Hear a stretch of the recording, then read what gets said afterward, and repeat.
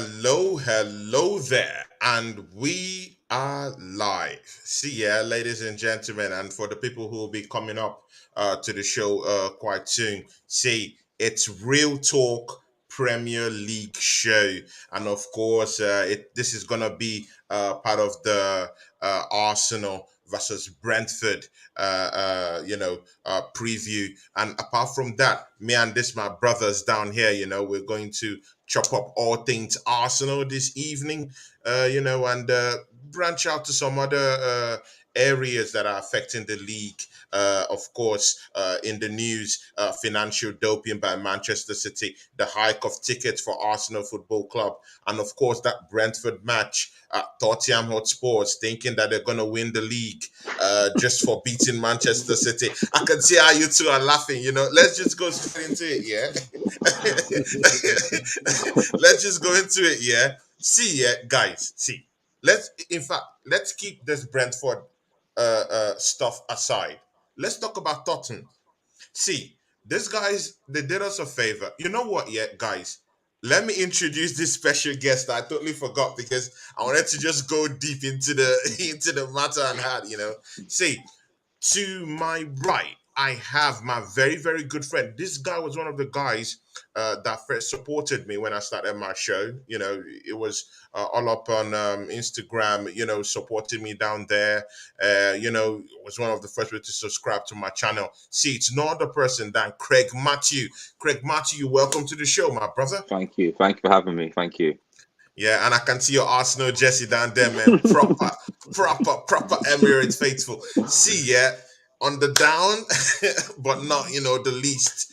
See, it's my brother, Fan Nation. See, this guy, yeah, Wezza. See, this guy is a very, very good interviewer. It takes lots of video content. See, this guy is doing great things. Watch out for his channel. He will shout his channel at the end of the show today. See, it's no other person than this good brother, Wezza from Fan Nation TV. Salute, my brother. Welcome to the show. Big up both of you, man. Thank you for the invite, bro, man. It's a pleasure to be on, man.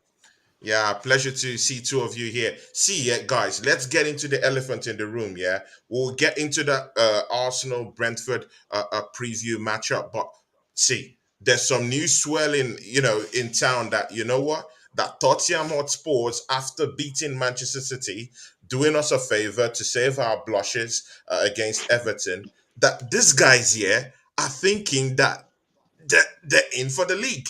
See, what do you think about that, Craig? Nope. No. I don't think.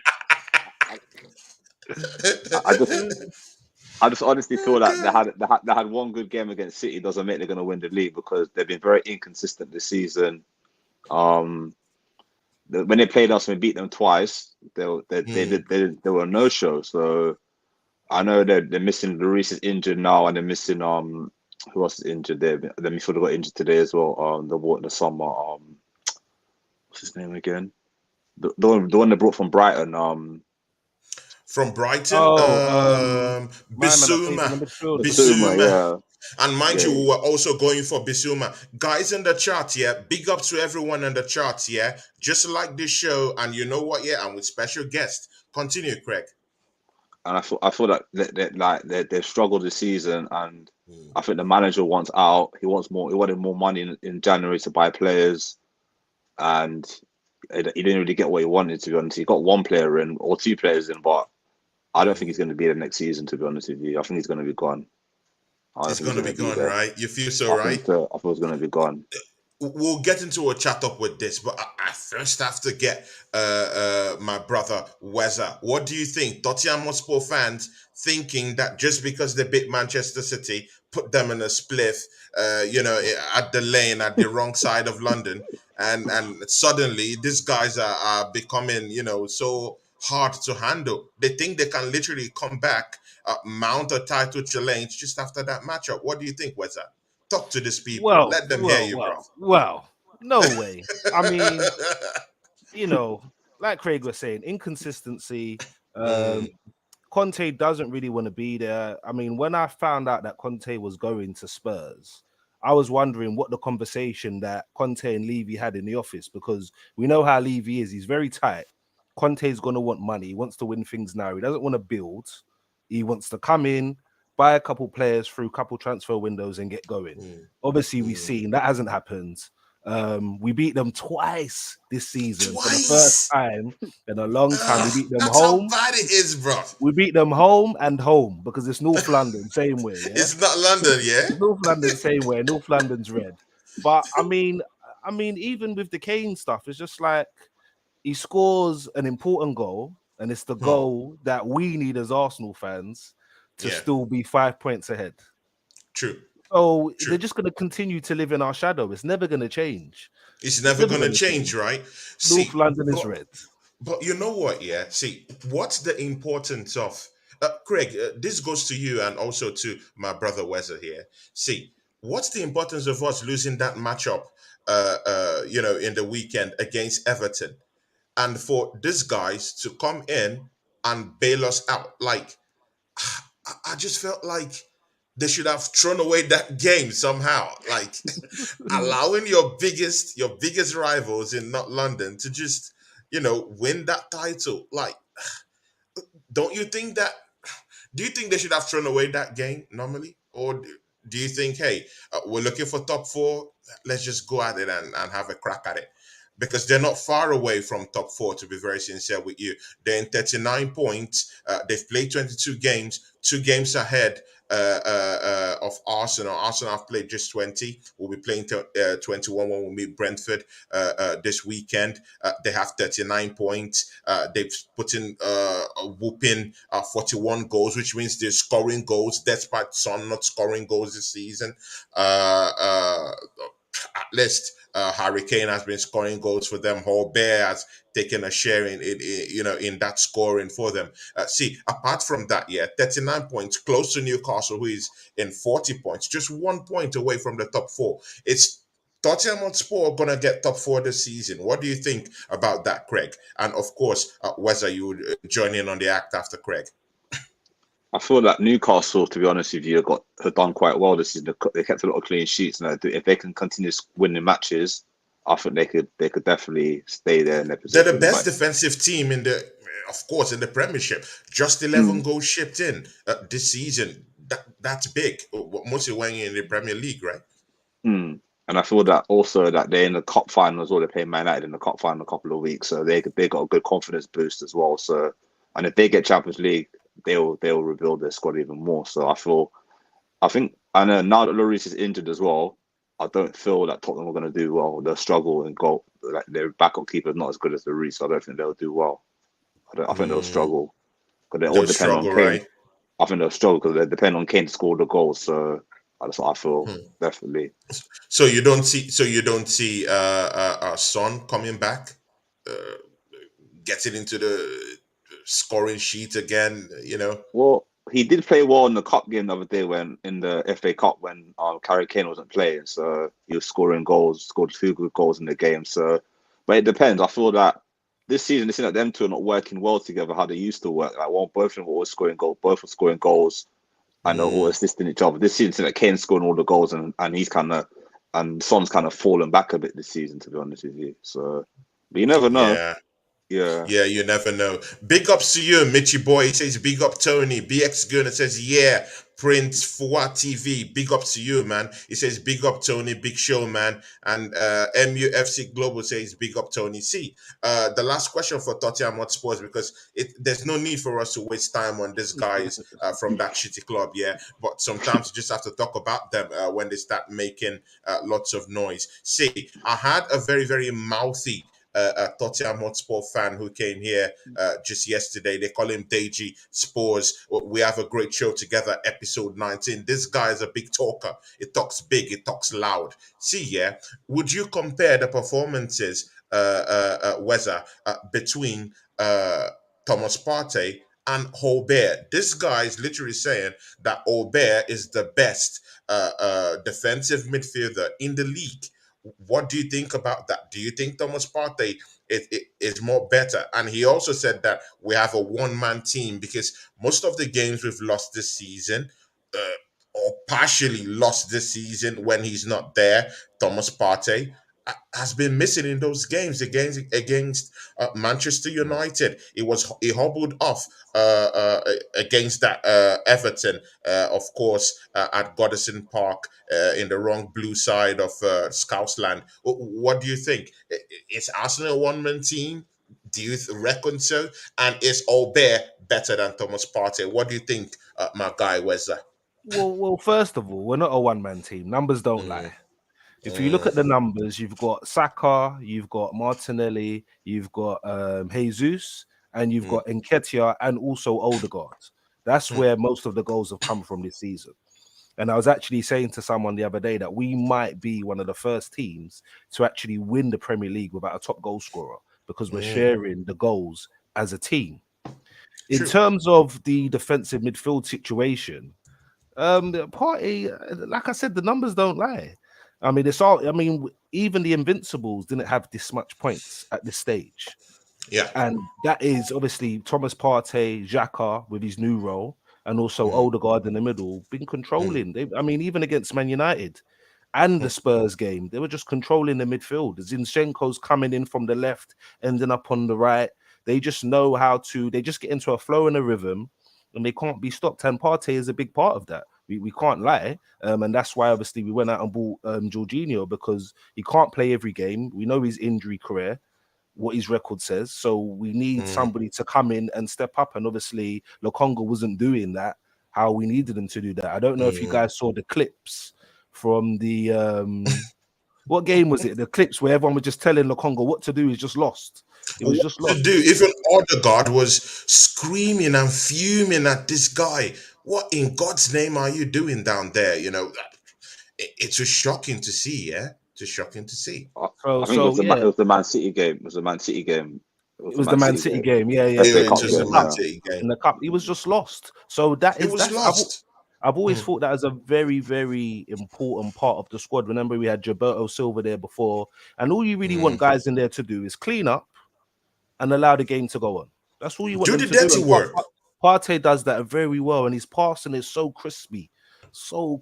You know what I mean? So in terms of Højbjerg, there's no competition. There's no competition, right? There's no competition right now. They were saying Casemiro. There's no competition right now. We're top of the league. We're top of the. Look what we finished last season and the season before. I know we've added. Obviously, Saliba's been like a new player. Yeah. Zinchenko and Jesus coming with the winning mentality that they learned from Man City. But obviously, the boys are hurt from the documentary that came out and how we looked in the documentary. And obviously, after Aubameyang left and how we didn't make the top 4 to get into the Champions League. So the fight, you can see the fight. It's coming from everywhere. Obviously, Zinchenko it's coming from everywhere. And Jesus want to prove to Man City that they're still top players. Exactly. See, you know what? Yeah, that's pause. Let's push them aside to the position where they ought to be. You know, in our shadow. See, in our shadow. That's where they belong. Yeah. See, let's go into this crucial one before we go into that Arsenal Brentford match. Yeah. See, guys, Arsenal. We had a good chance just when Spurs, our noisy neighbours, beat up Manchester City. Of course, let's be fair to Manchester City. That's their boogie team. In recent matchups with Man City, they've made it very, very tough for these guys. They've beaten these guys. And even when, of course, into their new stadium at the Lane, they've always destroyed Man City down there. So let's be fair to them. They beat up Man City, yeah. Arsenal was to use that game against Everton to at least have a come up, you know, uh, get our points up, uh, blow this title race out of the water, uh, keep Man City in the dust, be at least 11 points ahead of these guys who are in second, these pretenders, and cheaters who are in second. We'll be talking about their cheating and financial doping later on in the show. See, and a game in hand. Craig, take us through that matchup with Everton. What was your thought process through that loss, and how come did a relegation battling team that's being coached by Sean Dyke, my brothers, Sean Dyke, Take us through that. Great. I feel that last week the game we were not moving the ball quick enough. Like normally move the ball quick, or taking too many touches. And Everton kept on like persistent fouling the players. And I feel like Everton were just on set pieces. As soon as we took off Partey, they put the ball in the box, and whoever Partey will be covering that position and in the defense. It wasn't there, so they scored a goal from that. But we missed so many chances as well. Some of the shots were skied in the air all over In the the air, place. Nketiah skied at least 2 goals. He skied Odegaard, one, yeah. the other chance covered it. Just poor. Odegaard missed a chance as well. I personally thought that in that game I would have started the winger Trossard. I would have started Trossard instead of Martinelli right? last Yeah. week. Yeah, because he played well against ManCity in the game before, and I think Ben White should have been rested that game as well because he looked a bit tired as well. He was on a booking and before half time, so I thought I would have rested them too in that game. But I think that's just a wake up call to us that we can't take anything for granted. Every game is going to be very difficult for now to end the season, so we have to be 100% every game. We can't take any team, even if they're really in relegation zone or anything.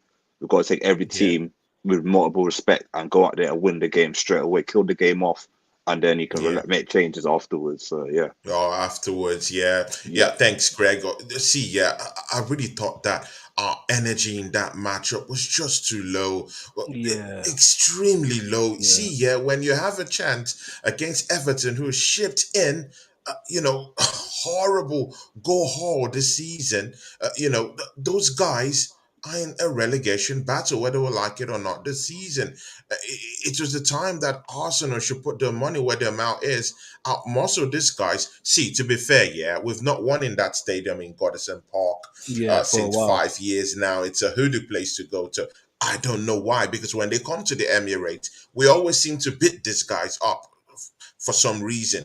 But since 2017, that's the last time Arsenal had any joy whatsoever in the wrong side of Scousland, of course, Goodison Park. If you remember, it was Ozil I think he had a hat trick in that match. It ended 5-2 that day in 2017 when Ozil had joys of glory down there. But see, I really do think that we have to have a plan B. Most of the time, we just go with our plan A, and when these guys decide to, these guys, they're coming out, they want to show strength, and they just choke the midfield. They choke the midfield, I don't. and you can see the strength, Onana and his cronies. The athletic players, that came in to play were just out muscling Arsenal players, going fire for fire, and actually they did not just stay back. They wanted. To They score wanted to goals. score They goals. came, exactly. They came at us. They wanted to battle us, that bad. And of course, when you're over reliant on the right, with Saka down there and getting all your balls down there. These guys, they know what you're doing. Martinelli totally out of the picture in that last game. Coleman just, I don't know, obliterated that threat from Gabriel Martinelli. See, Wezza, my guy, what do you think?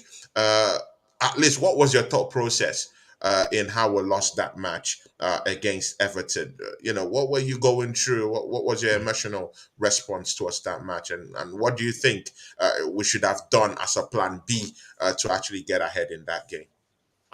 Well, I don't want to be too harsh on the lads because they played very well this season. And like I said before, no one was expecting us to be in the position that we're currently in this season. But I just don't think they followed the game plan. Arteta is from Everton. He knows the foundation of Everton. So he would have been the best person to advise them what to do.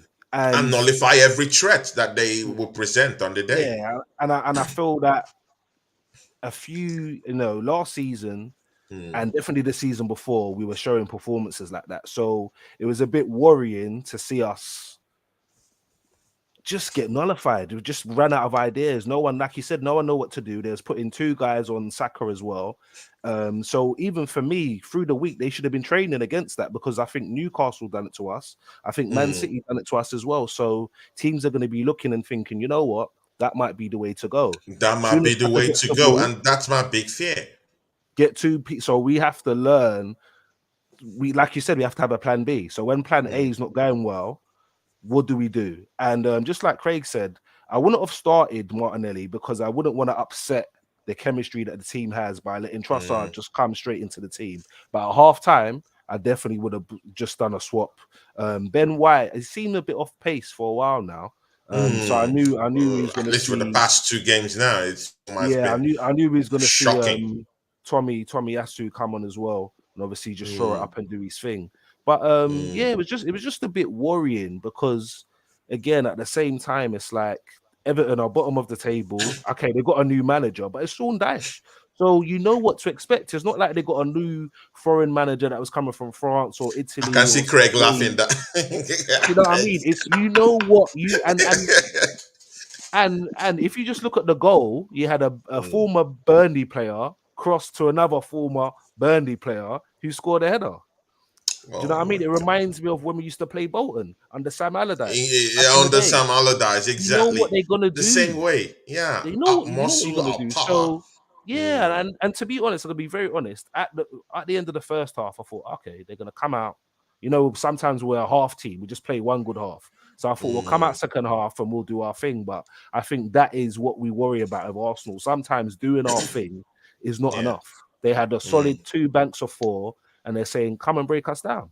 And come we and break couldn't us do that. down. So See, yeah, again, you know, J- the last point I wanted to make is it's yeah. worrying that for 2 games we haven't scored a goal. And Hmm. that's, I mean, I love Nketiah, but I just sometimes I'm just like there's just something missing from his game There's just in something terms missing of there. You feel it, right? yeah, he's always looking for that perfect pass or to be one-on-one with the keeper, and you're not always going to get those opportunity in games. Sometimes you need to be 15 yards out and just have a smash. And just have a smash, right? Good. See, now that you've dealt, you've dealt a big blow into that position right now. So let's get at it. Yeah, you've opened a can of worms. So let's talk about this kind of worms and try to see if we can unpick them from the soil. See, Craig, you've heard what Wezza, I've talked about our striking formation. See, we're bereft of ideas down there, at least in that Everton match, at least for a bit. See, Gabriel Martinelli was being handed a deal because we're going to go into our strike informations and what options we have. But let's talk about this Gabriel Martinelli since we're opening kind of worms right here. This guy was being given a 5-year deal, resigned into the football club that he said he loves this football club. He wants to stay and definitely see. Yeah, there's no like reduced amount of suitors for this guy. People want to get this guy, came to the club, from Ituano, from Brazil. It was a fan favorite. Everyone loved him, at the football club. And now he solidified his legacy here by signing a new contract with the football club. Good and okay. I love the kid. Nice guy, energetic player. The way he plays is more of a direct player, right? I hope you would agree with that, right? He's a more direct player with dribbles. He could, get in behind most defenses. He could dribble. He has that Brazilian flair working for him. But look, yeah, this guy hasn't scored any goals in like about 3-4 matches. And he just signed a new deal just a week ago. Craig, what do you have to say to this? One word is You missing. Is sign a missing. new you sign a new contract. We should be we should be having a party. Just like Wezza has a party in the barbershop all week. Yeah, yeah. What do you think, Craig? I feel like he's missing Gabriel Jesus because the chemistry them two had together at the start of the season, they were scoring a lot of goals. So I think he's missing them at the moment. And I think him and Nketiah are not really linking up well together at the moment. Maybe they'll get a better understanding after a while. I think he understands, Jesus understands his game very well. and when they link up together, they're always moving the position. So in some matches, you see Jesus play on the left, and then Martinelli go through the middle. So they're always rotating. So I feel because Nketiah is more like a number 9, he doesn't really rotate Yeah, he just moves in a lateral line, like just yeah, moves straight and direct. he Sometimes doesn't Gabriel really, Jesus just runs around and creates chaos wherever he walks, yeah. in and about that 18-yard box, right? Is that what you're trying to say, Craig? Yeah, what I'm trying to say. So I feel that's the reason why Martinelli. I think maybe he could be tired as well, because remember he went to the World Cup. I know he didn't play a lot of games, but I feel like he just needs a little rest. I think he'll get his form back soon anyway. I'm thinking he'll score again very soon. But again, you can't deny it, Craig. We need this guy. We need him. Yeah, we definitely need him. It was a very, very, or he is a very, very important part of that team. And of course, in the first half, of our Premiership fight for this title and push for this title, he was scoring goals. Even if he was not getting at the end of those goals, he was creating chaos at the end of the day. I still don't see. Yeah, I've seen lots of people say, it's without Gabriel Jesus, it's without this, it's without that.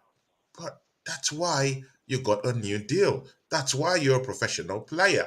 Uh, your fate shouldn't be assigned or fettered to someone else.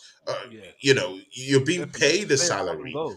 Yeah, exactly. You're being paid a salary. You're Brazilian. You have that Brazilian flair. You play directly. Why don't you just create chaos with the skills you have, Craig? I totally agree. I totally agree with you. Like I feel that I don't know. I don't know if it's a confidence thing. I don't know what it is. It's hard to really explain what's going on with him at the moment. But I feel he'll definitely start scoring again soon. I feel he'll get back into form. We need him to get back into form as soon as possible. Maybe As soon as tomorrow. possible. Yeah. Tomorrow, right? Yeah, we need a goal tomorrow or Exactly. We need to tomorrow. go tomorrow. See, Wezza, chime in on that one. Yeah. What do you think? Gabriel Martinelli, important part of this team, is not scoring goals. What do you think? We need him against Brentford, of course, in this hard grind. See, we have to grind in this game. This is Yeah, grind hard day tomorrow. definitely. We have to grind this win. And in order to grind this win, we need people like Martinelli cutting in behind defenses, causing constellations among defenders, causing chaos in and around the midfield and in the flank areas where he operates more on the left. What do you think? What's wrong with this guy? I'm not. I think it's kind of been since after the World Cup. He hasn't really been as sharp. For me, I'm gonna put it this way: we signed Trossard, who's 28, experienced Premier League player. And unfortunately for Martinelli, if he doesn't do what we need him to do, we all know what's gonna happen. Trossard will take the chance. I mean, he's come from Brighton, he signed for Arsenal. That must be a dream. And we're in a position where he could win a Premier League medal along with the Sakas and the older guards and everyone else that was there before he came. Exactly. So You for should be me, eager to, get in on yeah, the act, right? yeah. For me, I mean, love Martinelli, but yeah, it's not going right. I can't quite put my finger on what it is, but he's got a challenge now. Do you know what I mean? Before, maybe you might think maybe Smith Rowe might come back and maybe play some games in that position. But now that we've got Trossard, if it's not going right, it's just gonna have to change. And that's why you have to have a squad. That's why you have to have a squad. It's 38 games. It's a long season. Obviously, It's a the long World Cup. season, yeah. World Cup in the middle, guys went to the World Cup, even though they might have not played, they were training and it's a different environment, different temperatures, and it's just different. It's a total different season. No one's ever been through this before. And he's a Right? young guy as well. So at the end of the day, that's what you have a squad for. When guys are not doing what they need to do, you bring other guys in. So yeah, it's gonna be a tricky one. But for me, I mean, the bigger picture here is we need him to perform tomorrow. Because remember, ManCity is not in a week's time. ManCity's Wednesday. So he needs to get going tomorrow. Yeah, Mans need to get those points tomorrow and feel free Yeah. on Wednesday and just, For the next chill, two eat games, chicken and we chips need, and just we watch need these guys 6 points. lose. 6 points from the next two games. Definitely. I don't mind Yeah. beating City at the Emirates and drawing with them at the Etihad, but the way they've been playing, I feel like we can beat them twice. I feel like Exactly, we bro. can These guys are beat in them for the twice. taking. it's just we just need to have that focus and direction of our game. We need to have a plan B when we find out that these guys want to keep low blocks. We need to go all out. On the attack with attacking teams like Manchester City. If Tottenham Hotspurs can do it to them at the lane, come on, guys, we can do it. We can We do can it. do it. We But can but definitely do it. let's go into this Brentford game. Yeah, say, Craig, this is no joke. Yeah, we're facing Brentford. We're facing Brentford. These guys are no joke, yeah. Ivan Mm, Tony, Ivan Tony, of course, is under investigation. This guy, he has the patience right now. He has the patience of a rapist right now. He's ready to score. He wants to score. He needs mm, to get in those goals before he's charged. Finally, and maybe probably given a sort of suspension. So he's looking for these goals. He's looking for it anyhow. Mm. Do you think we have the mettle to actually go against Brentford tomorrow? Keep Umbuemo quiet tomorrow.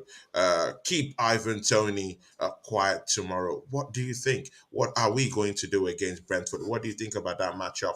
Just give us a picture of what you think that matchup will look like. I feel like we're gonna have to be 100% better than last week. I think because we're at home at Emirates, we're gonna have to Mm, play the ball quick and just hit them on a counter attack and beat them.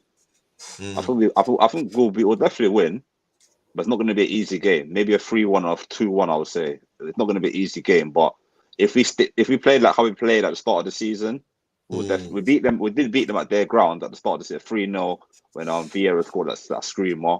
So I think we could mm. definitely beat them. We have to be. Everyone has to be on it. Like even the subs are going to be very important tomorrow as well.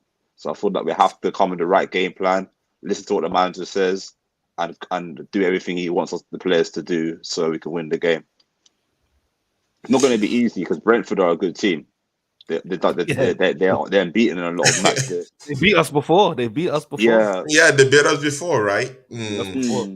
Mm, Yeah, and Thomas Frank, the excellent coach. I like the guy's passion. You see, Yeah, yeah. just like mikelarteta, he's always, in that touchline, backing out orders, trying to, arrange his team defensively as well as offensively. This guy, he plays rock star kind of football. Kind of reminds me of Jurgen Klopp. Of course.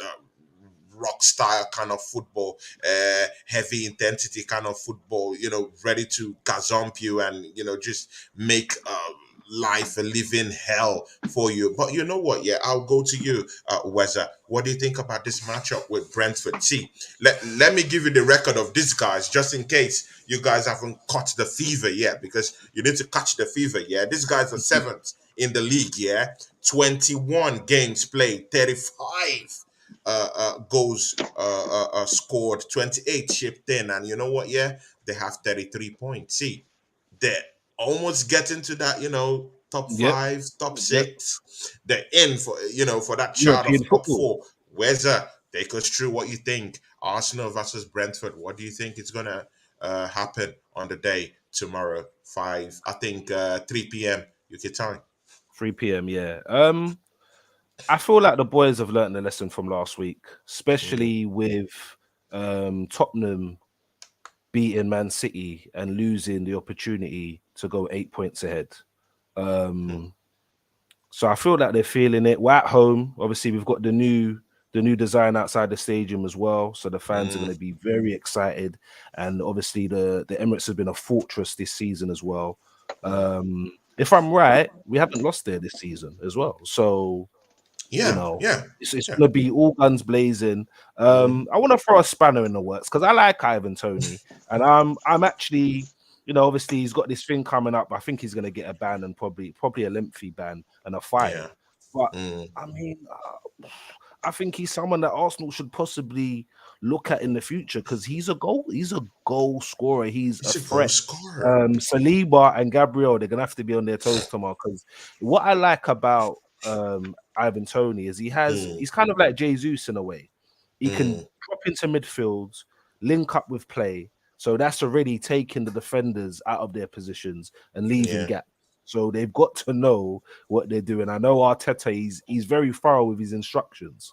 So they've got to follow those instructions because we can get caught out. But I mean, we just need to go back to normal. Come out, first 5-10 minutes, put the pedal to the metal, get at them, try to get an early goal, get the fans on our side. And then from then, we just build up and get into our rhythm, start controlling the game by holding the ball, let them chase shadows and just take them apart. I think I feel like I feel very confident that we'll win tomorrow, man. We're in a title race. We ain't got time to be dropping points. Yeah, we ain't got time to, to just rig my role and, dwell in all the shenanigans. We just need to go in there and try and see if we can impose our game on these guys. Yeah.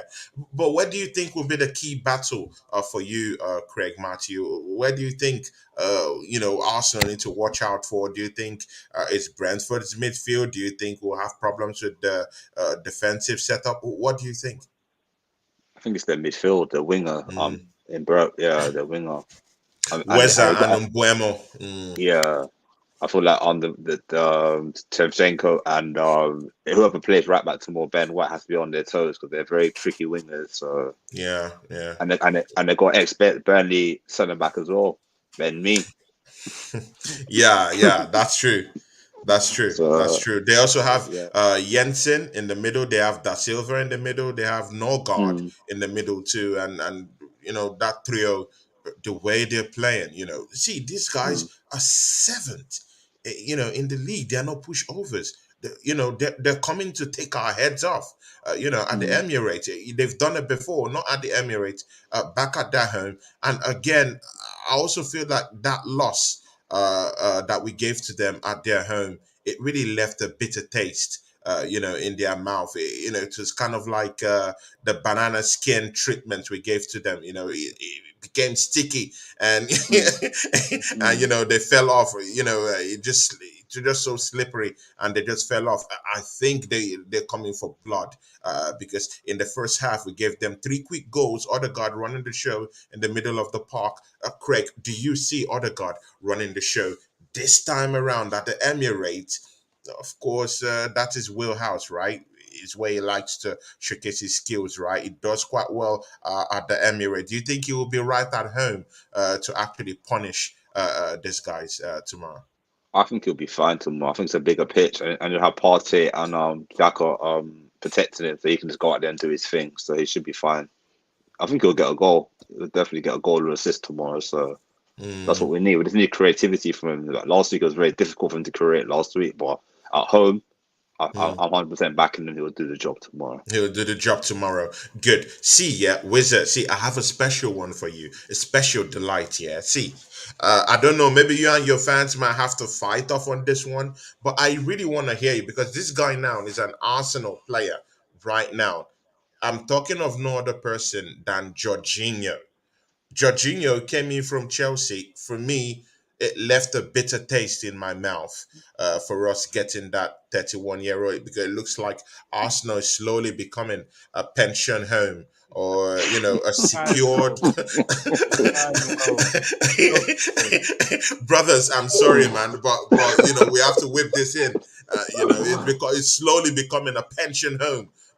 For these guys from Chelsea Football Club who just want to come in, get their final check, to go on with their wives and have a good holiday, and ride into the sunset with a good pension. And Arsenal, for some reason, are providing these guys with that pension. See, Jorginho came into the football club, £12 million, of course, in USD, $15 million. That's for how much this 31-year-old who was sitting on the bench in that Chelsea dugout. Never played most games for them, at least since this season. It was on that bench for them. See, Thomas Partey is not 100%. I heard he might still be playing tomorrow, but trust me, he's not 100%. I know Thomas Partey. When he's injured, it takes about more 3-4 weeks before he gets in on the act again and really gets himself back. I do think that Mikel Arteta likes this guy. He likes Jorginho. Let's don't get it twisted. He likes this guy. He wanted him when he was at Manchester City, and right now he brought him to the football club. good and okay. See, Thomas Partey Wezza, he wouldn't be 100% fit in that match tomorrow. Do you think we should say Thomas Partey recover, just sit down and let Jorginho take the reins in that midfield? What do you think? You know what? That's a very good point. Choose your words carefully because you might be you might be That's a very cancelled good by point. Arsenal fans after the show. So Um, just it's a difficult one, but if you're thinking about the bigger picture, which is us, mm, you know, getting our first title since 2004, mm, you got to think there's still a lot of games to play. And what would be the point of Partey playing tomorrow if he's not fit and getting injured and then being out for a month or 2 months, and then we have to rely on Jorginho? So to me, it would be fair to just let them share it for now. Um, I'm not going to say Brentford's an easy game because there's no easy games in the Premier League. But like I said, I thought that we would have learned from the mistakes that we made last week at Everton. And again, we're at home tomorrow. So this mm, would be Jorginho making his home debut for Arsenal. So it might be something that can work. But I mean, yeah, in terms of buying him, I feel like we slipped into our old ways. We like to. I feel like mm, sometimes we have plans and then when they don't work out, we panic buy. I mean, when Cesc Fabregas left, I feel like Arteta was a panic buy. mm, Um, so yeah, I'm not sure. But what it is, he's coming from Chelsea. He's won things at Chelsea. He's an experienced player. He's won things with Italy as well. So it's the experience that we're counting on, mm, and also the fact of everyone working as a team where he doesn't have the legs in the middle to help him recover or to cover him until he can get back into position. So again, like I mm, said, you know, this title was not going to be a one player. So it's not like Thierry Henry. mm, It's definitely going to be a team title. Everyone has to play their part.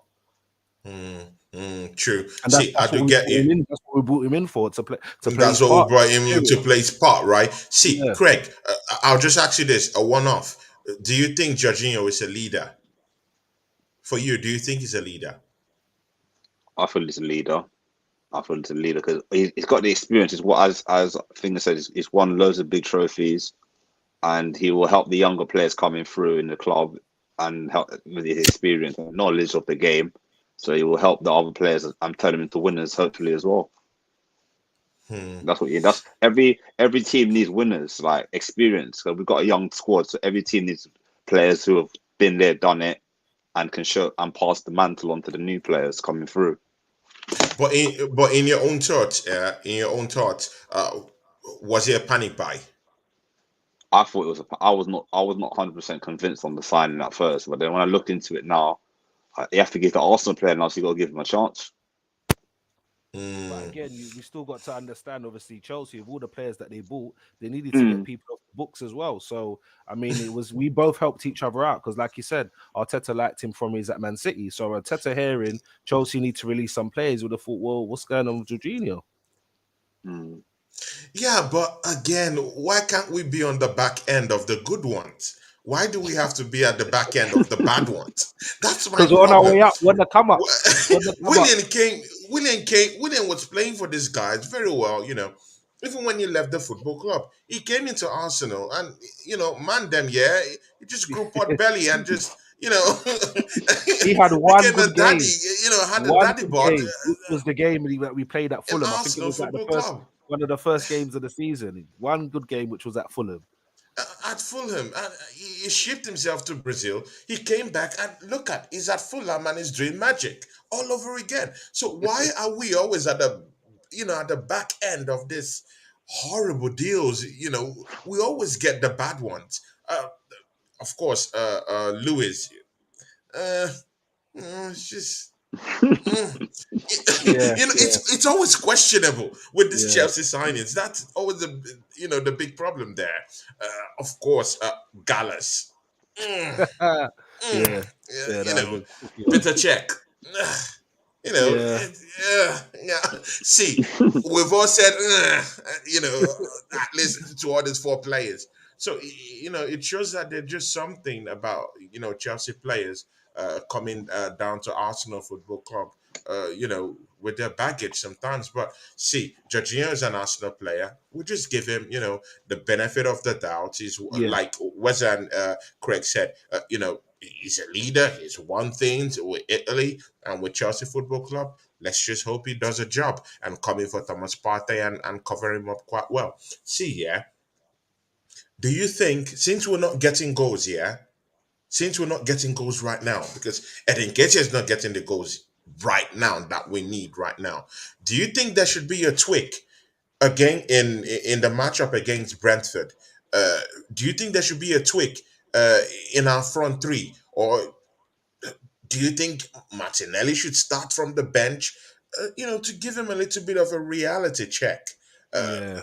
a little bit, and push Trossard down there, or do you think, okay, nketiah is not hasn't scored in 2 games, good and okay, but he's been impressive.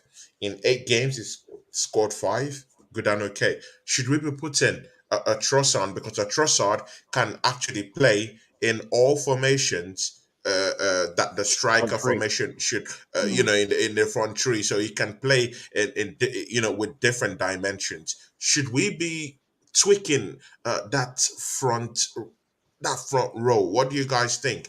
Craig, I'll start with you. I feel like if he does decide, if he drops like Nketiah, I think his confidence will definitely go down low because he's been very confident since Jesus been injured. He's been scoring goals, and I don't know if Martinelli as well. If you drop him tomorrow, if he's confident, maybe he needs to rest Martinelli, but you can't. We won't drop Saka because Saka's been our star boy from day one, so we don't drop him. He's been in good form, so it's either Martinelli or Nketiah to drop. It's very. It's dicey, man. We've got a massive game on Wednesday against Man City, so maybe you could rest maybe Martinelli and play Trossard and rest Martinelli for the Man City game, because the Man City game is the most important one, I would say, the big one. So and give Trossard a run out and see what he can do, I would say. See, yeah, I really do think that this Brentford match is actually as important as this Man City match, yeah. Yeah, it Because is. I'm hearing some, Arsenal fans saying, keep this guy, keep that. Bro, this Brentford match is as important as that Man City matchup. For me, I don't know, man. Wizard, what do you think, bro? Do you think there should be any changes to that front three? I feel like there's kind of 2 ways you can look at it. We can Mm, keep the same team as we have this season. We've only lost twice this season. Or we mm, can surprise. We can give them a surprise where when they look at the team sheet, they think, oh, okay, this is different. mm. So for me, I'd start with Ben White and probably start Tomiyasu, get him Okay. back in there. Mm, In terms of Martinelli, see, I'm not sure because again, it's a confidence thing. You mm, know, it's a confidence thing. So again, you wouldn't want to drop him. And you wouldn't want to say to him, okay, cool, we'll play you for 45 minutes and then bring on Trossard because he might have a superb 45 minutes. So mm. I would stick with the same team. But let Martinelli know that obviously if I don't feel that it's going right, we'll put on Trossard early, because sometimes giving players 15-20 minutes, it takes 15-20 minutes sometimes to get into a game. And by the time they're warming up, the whistle's blowing. So for me, maybe a half-time change if it's 0-0 and he's not performing. But yeah, I'd stick with the same team because it's worked. It's worked. We've beat them before. It's worked. We just need to get back into that rhythm. And again, it's a long season. Again, like I said, with the World Cup, there's going to be dips. But I hope that we've had the 2 dips and we can move on now. We can move on now, yeah. Good. Before Yeah. we go into the predictions, of these games, see, yeah, let's put up a lineup. So we'll do it. Each of us will just do it. So we'll start with you, Craig. On goal, who should start on goal? Ramsdale. Ramsdale, yeah. You don't think Turner should have a, come in and see what he can do, or do you think Ramsdale is? Are you confident with Ramsdale actually? Sometimes in corners, I'm a bit worried of him in corners because he's not the biggest. That's the only thing I worry about from corners. But everything else, shot stopping, one is very good, excellent keeper. But when it comes to corners and all that, I'm always watching. I'm like, oh, I'm not sure when he's always trying to catch the ball. I remember one game he dropped the ball and they scored. So I think was it one game this season they did it. And yeah. Yeah. Who should start in our centre back pairing, Wezza? Oh, it's got to be Saliba and Gabriel. Got to be Saliba and Gabriel. All season they've been doing it. Got a few clean sheets. We're way better than last season defensively. And to be honest, I would say it's down to Saliba, but it's Gabriel's the partnership. Is that they're covering each other. You know what I mean? Sometimes Saliba has wicked games. Sometimes Gabriel stands out. So yeah, that partnership. So you're not thinking of bringing Kivior into the picture at this time right now? Nah. I mean, it would have been perfect if we brought him in at the beginning of the season and he could have started obviously some of the League Cup games, some of the FA Cup games, and then the Europa League group stage games. But right now, we're at the business end. I feel like we'll only see him maybe in some Europa League games as an early substitution. But I feel like right now we've got the blueprint. We have our blueprint right now, and we just got. So you're not thinking of maybe resting Saliba for that all-important game on Wednesday against ManCity and put Kivior down there to just shore up things for us and make sure that none of these guys get injured for that match against ManCity? Nah, you know Arteta, if anything, he'll probably end up to maybe, it depends how tight the game is, maybe to shore it up, he might end up putting on Holding. But yeah, right now we just need to get into our rhythm. No. Holding, no. I've had enough of Holding. You've seen him do it a few times this season. enough, bro. You'll take up a midfielder and just put an extra defender. Even you see, you're holding your laugh. Even you, Wiz, you're holding it. You're holding it. Like I said, you want to laugh. You're holding it so bad. Things will change, guys. That guy is out of this world. Holding, man. I don't know what world he came from. Craig, what do you think about the right back and left back position? Who should start? So Jacob left back, right back is between Ben White or Tomiyasu. Who in that? Should it be Tomiyasu? Obviously, Zinchenko was a player of the month for Arsenal, so definitely you don't have to kill his vibe right now. Yeah, he's really getting in on the act right now, and so good. I can understand if you choose him down there, but see Ben White, Ben White's form has been. I'm not saying it has been bad, but it's questionable. Not bad, but questionable. So, do you think we should be giving Tomiyasu a run in, at least a chance I feel that down there? I think it's time to give him maybe rest Ben White for the Man City game and give Tomiyasu a start tomorrow. He has come off the bench and looked quite well playing. So, I think he can deal with the pace of Mbembo or the other winger Wezza. So, I think I think he should definitely start Tomiyasu tomorrow at right back. Yeah, right back. Wezza, who should be our at least our three in the midfield? The whole three in the midfield.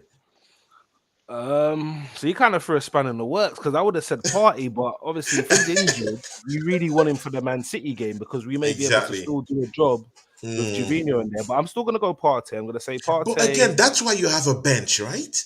That's why you have a bench to help shore up this type of unforeseen, matters that will arise, so that you could at least have your main soldiers for the bigger picture, which is Manchester City. But again, that's why we need our second team coming in when we're playing teams like Brentford, so that we can be able to. I don't know, man, but go on, bro. But you know what it is? I feel like the result against Everton would have given Brentford confidence. So I feel like it's gonna be a tough game. It's not gonna be a walkover game because I feel like I said, just like Newcastle, teams are gonna feel like strong 2 banks of 4 break us down. We're gonna try and get you on the counter because Zinchenko's gonna move forward. Ben White might move forward, even though he wasn't really giving Saka a lot of support last weekend. But that's how we play. That's how we play, and it's really just kind of maybe Xhaka and then Saliba and Gabriel sitting in there. And if they start to hit us with pace, that's where the problem lies. Do you know what I That's where mean? the problem is, yeah. So for me, yeah, just stick to the game plan. I put the same three in there: Xhaka, Partey, Odegaard. But maybe Partey might get a quick 60 minutes. Yeah, cameo, Once you're right? winning the game, once you're winning the game, take him off and let Jorginho come in. Okay, so but Odegaard should be playing right there in the middle, right? Oh, definitely. Definitely, right? Yeah. Captain fantastic this season. How about Zaka? You know, this guy was scoring goals, you know, of course, with his advanced positioning at the start of the season. But it looks like he's, you know, had that little drop off. Uh, Not really, maybe massively, but at least he's had a little bit of a drop off. He's not scoring goals again. Yeah. And of course, he's leaving lots of space when he goes up front to try and help out. And, you know, it's only Zinchenko that has to come in to help him out in the middle of the park, you know, to break down some of those counter attacks that might be coming if Zaka does approach forward. What do you think? Should he keep his place? Of course, Arteta likes him. Should Granit Xhaka, keep his place? Like I said, we have a way that we play. But again, going forward, it's win the Premier League, get back into the Champions League, get that money. You start to look at better players, and you know, unfortunately, Xhaka, with the legs that he has, well, the legs he hasn't got, that looks like one of the first major changes to bring someone a bit more youthful with a bit more legs to play in that position, because that advanced position, there's so many advantages to it. But when you haven't got the legs, you can only move at a certain pace. And he done well. This is the best season he's ever had for us. He's ever had for us, right? But you know, in the future, you definitely be looking to get to get someone else in that position. To get someone else. And of course, that's why we're looking at Caicedo. Of course, the Ecuadorian, he would have just come in and slot in straight into that position. Granit Xhaka, you know, is playing for us. But, you know, we'll leave that to thin air. See, our striking positions, Craig, what do you think? Saka on the right, Nketiah through the middle. You're sticking with Nketiah. Nketiah in the room. There's no Nketiah in the room. There's nobody else to play there. So yeah. And on the left, I'll start Martinelli, because you know you don't want to drop him and then he loses confidence, and then if it doesn't work, you can always change at half time, as Wezza said. So yeah. So you don't want to come out against Brentford looking like that team that would have said, you know what, we're lost against Everton. We should be ringing in the changes right now.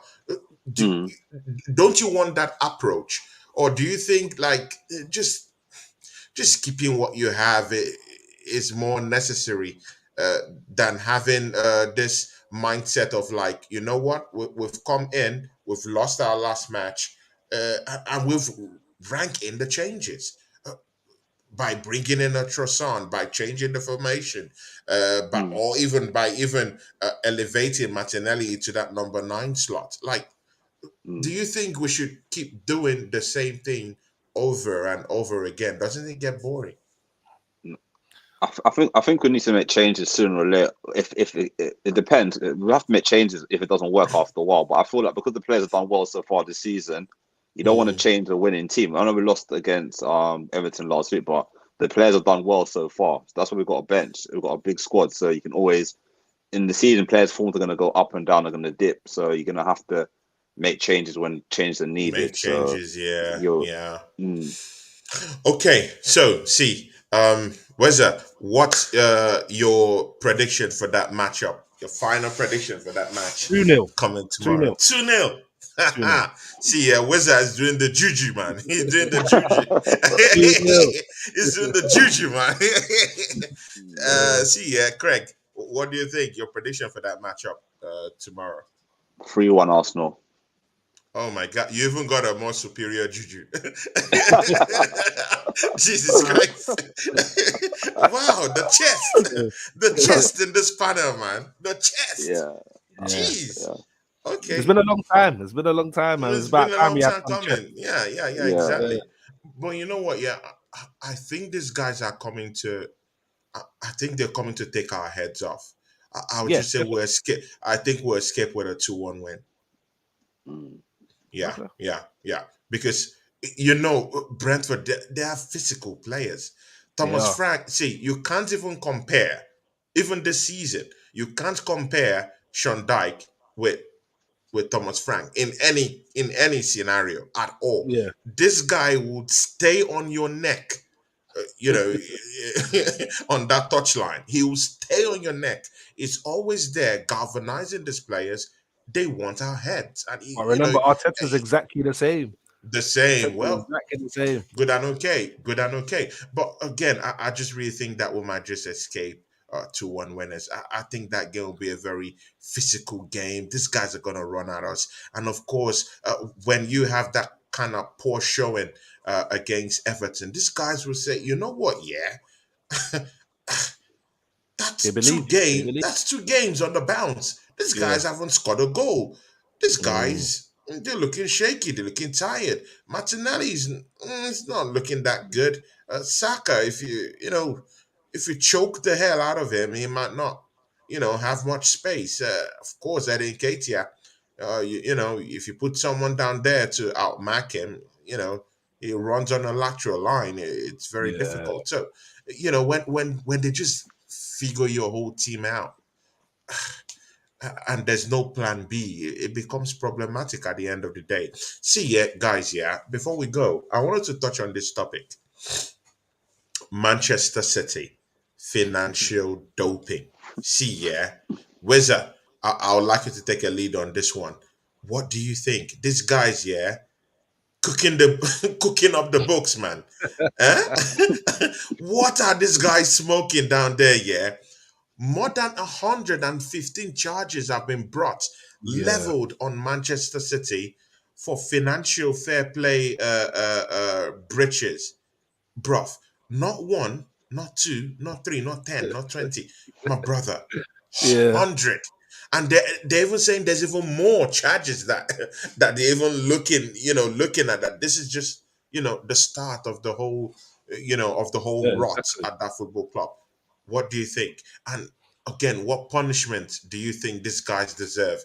Should they think of taking points away from them this season so that yours truly, can just sail into the sunset? I come down to London. I come see you too in London, and we'll go on the road show, and me, you, and Craig, we just have a nice time. Come to the barber shop, have a good drink, go out and party. What do you think should be the best punishment for these guys? And what do you think about the whole story before Craig would help us? I'm gonna start with the punishment first. I feel like, I feel like a long time ago. Remember, Juventus, when they got deducted points and they got they was out of the league. I feel like that. I mean, this is going back a long time, and they've won. I mean, what season haven't they won anything? Do you know what I mean? They're constantly winning league cups. Big ups, Chris. Big ups, Chris. Across the pond, Sports Talk. Go subscribe to that channel. Sport TV. Go subscribe to that channel. MUFC Global. Go subscribe to that channel. And of course, subscribe to my guys here, Craig, Matthews, and of course, Fan Nation TV.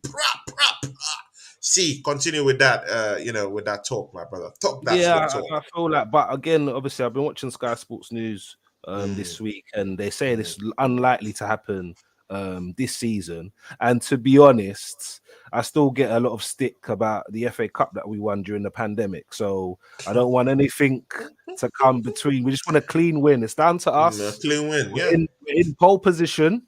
We just need to do the business. And the way we've been playing the season, like I said, with Zinni coming in, Jesus coming in, Saliba coming in, and hopefully with the addition of Trossard and Jorginho will be enough to get us over the line. So I wouldn't want any points deducted this season because we're not going to hear the end of it. We're not going to hear the end. all these teams, they will be talking tough and saying, that they Yeah, help us out and it's not a everything, real right? Premier League win, and I just want it to be And a all that goofy talk. yeah, because we've been at the top for a long time. So just continue to do what we're doing. But But in what terms of punishment do these guys deserve? it's What gonna be punishment do they deserve? the thing about it's gonna be a fine. But I mean, what's money to those guys? So that's why everyone's saying the So a points. slap in the wrist? A The slap in the point. wrist? I feel like the points deduction wouldn't be for them to be in the championship would be more than a slap on the wrist. Do you know what I mean? Because their fan base actually remind me. I don't know too many Man City supporters, but their fan base actually remind me of 90s Man United fans. They're just used to winning things, so they're always talking with chest. They're always All talking the loud. time. We see them. Yeah. Do you know what I'm saying? What I mean, we ain't got Champions League. They ain't got Champions League. So you understand what I'm saying? Exactly. We're talking Premier League era here. So Mm, in terms of what they've been doing, I yeah. mean, they just what it is. They've just been taking liberties and getting away with it. And Getting away with it. because no one's caught them out, again, apparently it was a hacker that hacked into the system, found some of this stuff and passed it over to a journalist. So it wasn't even the Premier League that found this out. So they've just been getting away. It's a hacker. A hacker got in to the account and found out what was going on. So I mean, I feel like it has to be big punishment, but at the same time, we've got to question the Premier League. And in terms of when they're doing all these deals, even Chelsea, what Chelsea was just doing, signing guys for 7-8 years. Like when they first got the paperwork, they weren't thinking, all right, that's a bit weird, but okay, cool. And then they got the second one, they didn't think, hold on, let's see what's going on here. Do you know what I mean? They found the loophole, and that's what it is. That's what big companies do. They find the loopholes and they work off the loopholes to get above everyone else. Do you know what I mean? And unfortunately, we're here trying to play the game properly and seeing trying to be, to play fair. And to these play. guys are here cooking the books, and not playing fair. And all these, smaller clubs are left to just scrub the floors and Yeah, they can't get. You see, why does the little guy always have to suffer yeah, for all these things, yeah, when all this big doping, all this foreign money comes into football, it takes the taste away. Right now, look at what Chelsea's doing, yeah. 100 million on 107 million on Enzo. We were yeah, in for the shout for Mudryk. Chelsea just came from nowhere and Gazumta. See, it lives. See, I'm not being jealous or something, yeah, because I don't want people to say, you're kind of jealous. But bro, it leaves a bad taste in your mouth that you, you know, oh, bro, this guy was twerking to come for us. At the end yeah, of the yeah, day, everywhere he was twerking, was yeah. everywhere, on his Mm. social media. He said Arsenal, the love of my life, and then Chelsea just goes down Offered more there, money. uh, offered more money, and so I don't know, man. It's just really killing football, bruv. But you know Yeah. what? Yeah, Craig, let's hear what you have to say. What do you think? What do you think is the appropriate punishment for these guys to get? Because see, man, these guys need a punishment. They need to be punished because they've committed crimes. They need to be punished. I feel like I should ban them from transfer window for a season or so and take points deduction. I don't know if they can stop buying players because most of the players in the team are aging squad as well. So I feel if they ban them from buying players for a year Mm, and mm. find them points as well, that will kind of soften them, might suffer from that as well because relegating them is not going to help anyway because they'll come It's back up not again gonna and help. they'll spend more money again. So it's not really going to But help. So I again, feel, banning them for 1 year doesn't help. These guys have two mm, squads of mm, centurions in their mm, team. yeah, It's their second string team that beat us up in the FA Cup. mm, So even yeah, giving them a 1 year ban, they would just smile and laugh at this lot mm, and call us fools. So, mm, bro, even that 1 year ban, bro, mm. it's just a slap on the. Nothing is gonna happen. They would I feel laugh. They that. would take those shots. I thought what else we can do. The best thing we can do against them when we play them next on Wednesday, beat them twice, win the league, stop it in their Exactly. face. That's Yeah, what we can Exactly, do. right? something is definitely going on down there. I mean, Cancelo going in January to In Bayern Munich out of the January. blue. Mm, Kevin De Bruyne has been on the bench a lot, and he's been the guy doing most of the assists for Haaland. So For something's Haaland, yeah. definitely going down there. I heard a few players wasn't happy about them releasing Sterling and Zinchenko as well. But to me, you know, Pepper's got a big chest. If you don't want to do Exactly. what he's asking you to do, we've heard it from Thierry Henry. He said he was out on the wing, he came inside, scored a goal, Pep subbed him. So to me, it seems like it's Pep's way or the highway.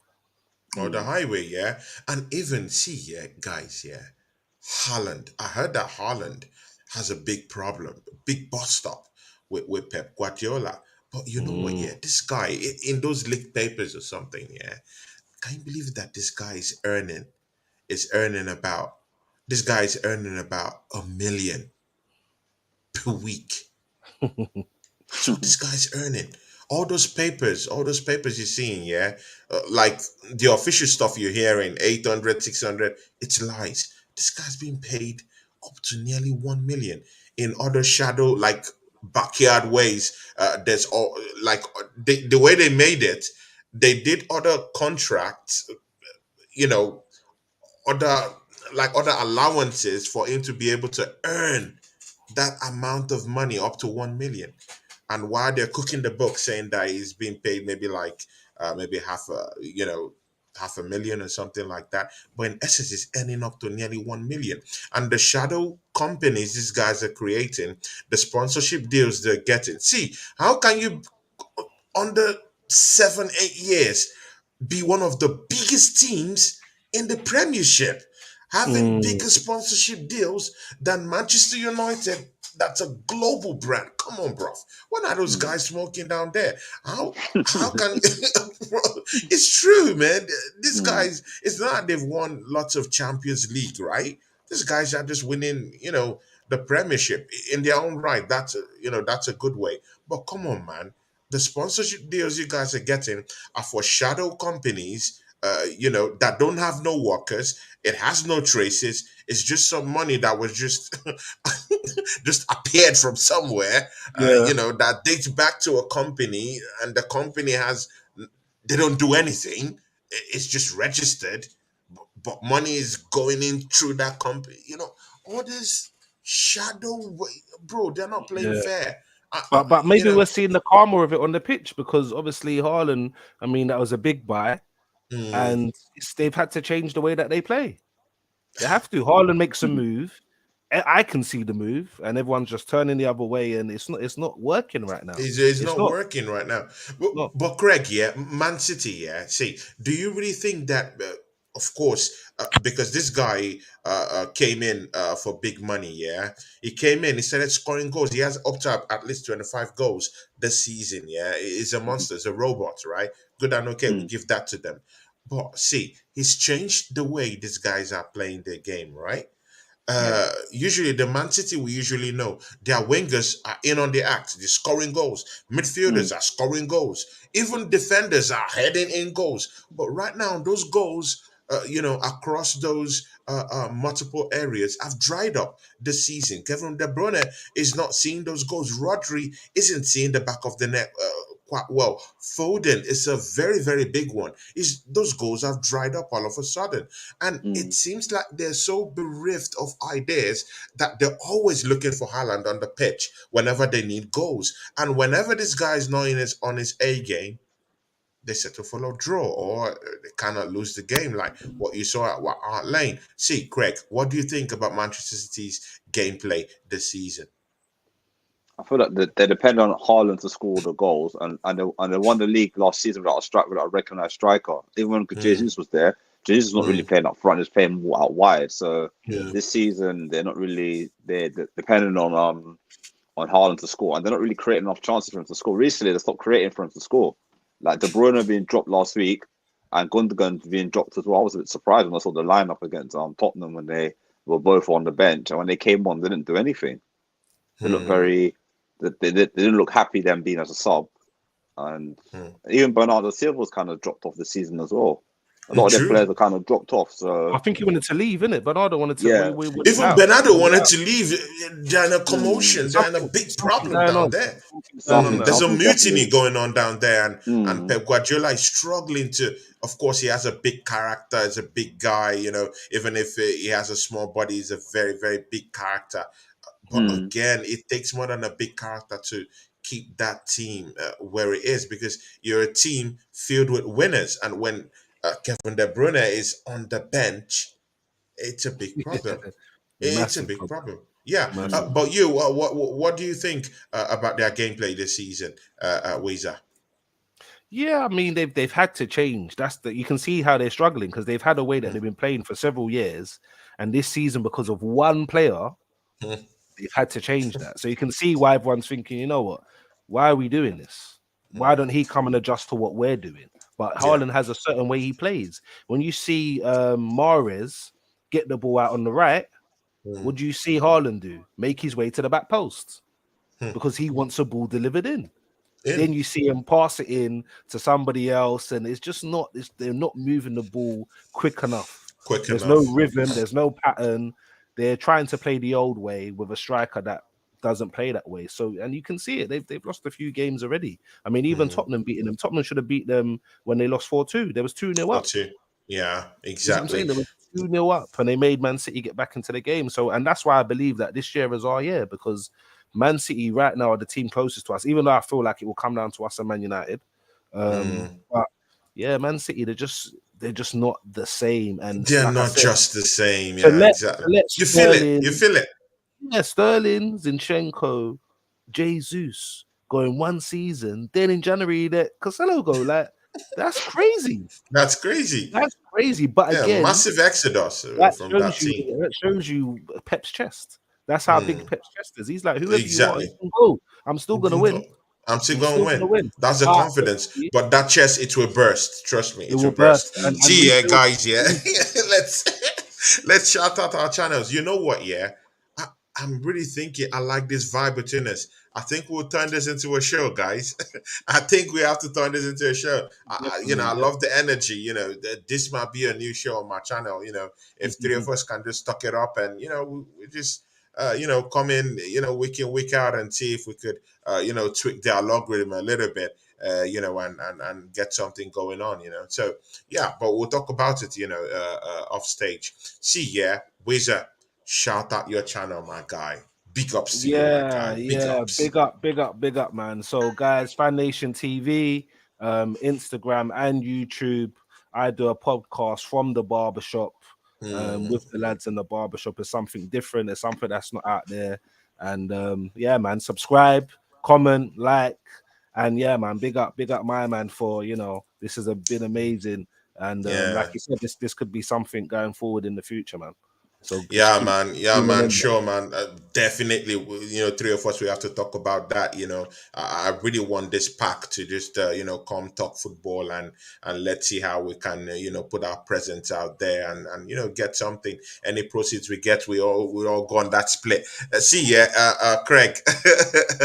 Man, shout out where people could find you. I know maybe you might not have an operational channel, but I know you do lots of video stuff for YouTube, But please just shout out where people could find you and what you do normally, so people could, engage you down there. We do a podcast every Wednesday called One Kick from Glory on 87.uk. That's our Instagram, and on YouTube it's 87.co. So our YouTube is on 87.co. So we do a podcast every Wednesday talking about all the football results and Arsenal, Man United, and we just talk about. It's just like 3 or 4 of us. I mean, Arsenal fan, 2 Arsenal fans, me and my brother. My Yeah. friend is a Chelsea fan, and my other friend is a Liverpool fan. So we just have a discussion every week. So we talk about that. My Yeah. personal social media is 29 Matthews on Instagram. So that's Yeah. See, yeah, you two are gonna do us a favor, yeah. You would have to post your links on the chat itself. hmm Yeah, so that when people rewatch this, of course tomorrow, they can be able to subscribe to your channel and stuff like that, So please okay. just put the links in the chat. I would approve them to just go into the chat, so people can be able to see your channel links and just go straight into it and go subscribe. See, yeah, guys, yeah, thanks for joining us today. Yeah, me and these guys will talk it up. I love this show. Big ups to my man Wezza from Fan Nation TV. Big ups to you, Craig, my guy. Big ups to you, and see ya, guys. You might catch us up next week. Let's just hope we win this game. Yeah, everyone, big ups. Poof, poof. Yeah.